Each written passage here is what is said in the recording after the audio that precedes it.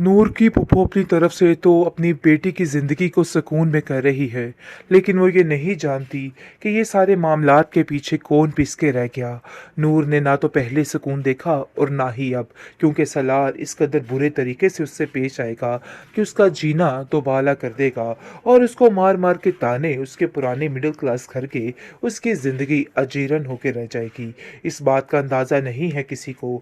उसकी फूफो जान काफ़ी खुश हैं, लेकिन जैसे ही ये सब कुछ सुनने को मिलेगा बेचारी नूर को, लेकिन वो काफ़ी परेशान हो जाएगी और सोचेगी कि आखिर ये सब कुछ कैसे हो सकता है। मुझे तो यकीन ही नहीं आ रहा। उसकी फूफो कहती है कि अगर तुम्हें कोई भी मसला हुआ तो तुम मुझे बताना, किसी से कुछ भी कहने की ज़रूरत नहीं है।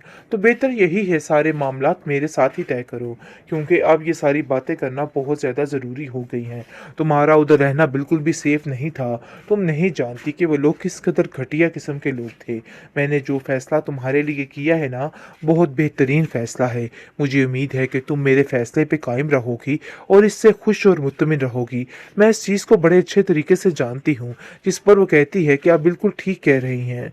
मैं आपके फ़ैसले पे मुत्तमिन हूँ और मुझे यकीन है कि आने वाला वक़्त बहुत बेहतर हो जाएगा। लेकिन जी आप देखेंगे कि वो उसको काफ़ी तसल्ली देती है और कहती है कि तुम मेरी बहू नहीं, मेरी बेटी हो। तो इसलिए बेहतर यही है कि अपने दिल से कोई फ़ज़ूल बात मत लेके आना। ये सारी बातें सिर्फ़ और सिर्फ़ तुम्हें परेशान करेंगी, इसके अलावा और कुछ भी नहीं करेंगी। इन चीज़ों का कोई तसव्वुर कोई भी कुछ नहीं है। मैं तुम्हारी खुशी चाहती हूँ। देखो नूर, मैं सिर्फ़ और सिर्फ़ तुम्हें हँसता-बसता देखना चाहती हूँ। लेकिन ये चीज़ें कहाँ ज़्यादा देर चलेंगी। उसकी माँ तो जान ही नहीं सकती सालार की कि आखिर उससे क्या हो गया, यानी कि कैसे उसकी ज़िंदगी को उसने फ़ज़ूल सा करके रख दिया। लेकिन ये भी शर्त रखी गई थी अहमद की बीवी ने कि यहाँ से ये ऐसे नहीं जाएगी, बल्कि किसी रिश्ते के तहत उसे यहाँ से जाना पड़ेगा। मुश्किलात आने वाली हैं, मज़ीद टेंशनें आने वाली हैं, क्योंकि ये लोग उसको चैन सुकून से नहीं जीने देंगे। इसका जीना महाल करके इसको हर वक्त एक तकलीफ़ में रखेंगे। आप देखेंगे कि उसकी फूफो साफ-साफ वार्न कर देती है और कहती है कि अगर किसी ने नूर के साथ कोई बदअखलाक़ी करने की जुर्रत भी की, मैं उसे माफ़ नहीं करूँगी और ना ही उसको बर्दाश्त करूँगी। वो मेरी बेटी है और मेरे साथ ही रहेगी। जिस पर नूर इस बात से इनकार कर देगी और कहेगी कि नहीं, मुझे अपने बाप के इस घर में सुकून मिलता है, इसलिए मैं यहीं पे रहना पसंद करूँगी। लेकिन वो ये नहीं जानती है कि उसकी माँ अब उसका क्या हाल करेगी। पहले जो थोड़ी बहुत खामोशी बरत लेती थी, अब तो उससे भी उम्मीद नहीं की जा सकती, क्योंकि बिल्कुल आसरा ही समझिए कि ख़त्म हो गया। उसके पास कुछ बाकी नहीं रहा है। बहुत टेंशन में आ चुकी है वो और नहीं समझ पा रही कि वो क्या करे। लेकिन उसकी माँ का गुरूर ऐसा टूटा है, क्योंकि वो अपनी बेटी महविश के लिए कोई हीरा तलाश करने वाली थी। बात पे बात ताने देकर उसको ज़लील करती थी और अपने खावंद से भी इस किस्म की बुरी बातें करती थी और लड़ती थी और यही बस कहती थी कि मेरी बेटियों के नसीब बहुत अच्छे हैं। जिस पर अहमद भी उसको कहता था कि अरे भई, मानता हूँ कि उसके नसीब अच्छे हैं, लेकिन देखो ये बातें करने का कोई फ़ायदा नहीं है। हमारी नूर भी किसी तरह से कम नहीं है।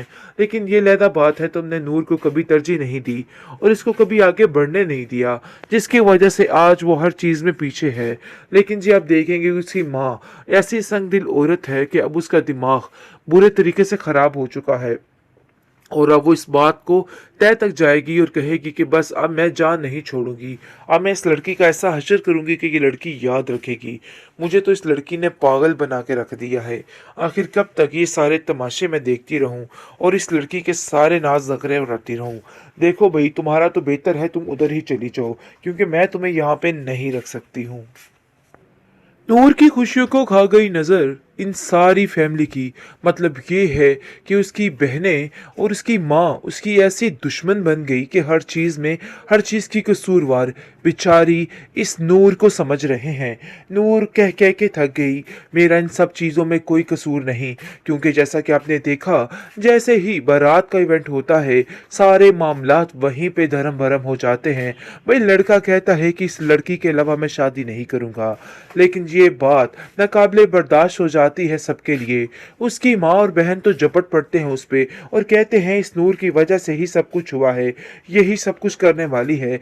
जिस पर उसकी फूफो जान उसका एक दफ़ा से फिर साथ देती है और कहती है कि इसमें इस बेचारी मासूम का क्या कसूर है, क्यों आप लोग हाथ धोकर उसके पीछे पड़ चुके हैं।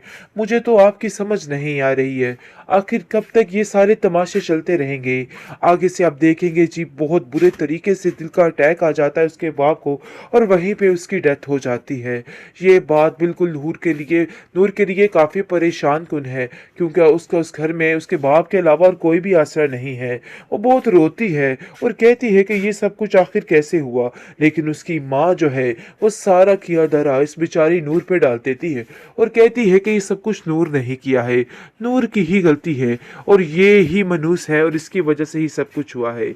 लेकिन उसको याद आता है कि अब उसके पुप्पो के अलावा उसका इस दुनिया में और कोई भी नहीं है और वो इस बात को बखूबी जानती है, क्योंकि वो जान चुकी है कि कोई उसका सगा नहीं है। हर कोई उसको ताने टिशने करता है और तरह तरह की बातें करता है, लेकिन उसकी पुप्पो उसको आसरा देती है और कहती है कि तुम्हें परेशान होने की कोई ज़रूरत नहीं है, मैं तुम्हारे साथ हूँ। देखती हूँ कि तुम्हें कोई कैसे इस तरह की सारी चीज़ों में मुलविस करता है। लेकिन एक तरफ देखा जाए तो नूर की सारी ज़िंदगी ख़त्म हो गई, दरम भरम होकर रह गई। अब उसकी ज़िंदगी में मज़ीद मुश्किलात आने वाली हैं, मज़ीद टेंशनें आने वाली हैं, क्योंकि ये लोग उसको चैन सुकून से नहीं जीने देंगे। इसका जीना महाल करके इसको हर वक्त एक तकलीफ़ में रखेंगे। आप देखेंगे कि उसकी पुप्पो साफ साफ वार्न कर देती है और कहती है कि अगर किसी ने नूर के साथ कोई बदअखलाक़ी करने की जुर्रत भी की, मैं उसे माफ़ नहीं करूँगी और ना ही उसको बर्दाश्त करूँगी। वो मेरी बेटी है और मेरे साथ ही रहेगी। जिस पर नूर इस बात से इनकार कर देगी और कहेगी कि नहीं, मुझे अपने बाप के इस घर में सुकून मिलता है, इसलिए मैं यहीं पे रहना पसंद करूँगी। लेकिन वो ये नहीं जानती है कि उसकी माँ अब उसका क्या हाल करेगी। पहले जो थोड़ी बहुत खामोशी बरत लेती थी, अब तो उससे भी उम्मीद नहीं की जा सकती, क्योंकि बिल्कुल आसरा ही समझिए कि ख़त्म हो गया। उसके पास कुछ बाकी नहीं रहा है। बहुत टेंशन में आ चुकी है वो और नहीं समझ पा रही कि वो क्या करे। लेकिन उसकी माँ का गुरूर ऐसा टूटा है, क्योंकि वो अपनी बेटी महविश के लिए कोई हीरा तलाश करने वाली थी। बात पे बात ताने देकर उसको जलील करती थी और अपने हावन से भी इस किस्म की बुरी बातें करती थी और लड़ती थी और यही बस कहती थी कि मेरी बेटियों के नसीब बहुत अच्छे हैं। जिस पर अहमद भी उसको कहता था कि अरे भाई, मानता हूँ कि उसके नसीब अच्छे हैं, लेकिन देखो ये बातें करने का कोई फ़ायदा नहीं है। हमारी नूर भी किसी तरह से कम नहीं है, लेकिन ये लहदा बात है, तुमने नूर को कभी तरजीह नहीं दी और इसको कभी आगे बढ़ने नहीं दिया, जिसकी वजह से आज वो हर चीज़ में पीछे है। लेकिन जी आप देखेंगे उसकी माँ ऐसी संग दिल औरत है कि अब उसका दिमाग बुरे तरीके से ख़राब हो चुका है और अब वो इस बात को तय तक जाएगी और कहेगी कि बस अब मैं जान नहीं छोड़ूंगी, अब मैं इस लड़की का ऐसा हश्र करूंगी कि ये लड़की याद रखेगी। मुझे तो इस लड़की ने पागल बना के रख दिया है। आखिर कब तक ये सारे तमाशे मैं देखती रहूं और इस लड़की के सारे नाज नखरे उड़ाती रहूं। देखो भाई, तुम्हारा तो बेहतर है तुम उधर ही चली जाओ, क्योंकि मैं तुम्हें यहाँ पे नहीं रख सकती हूँ।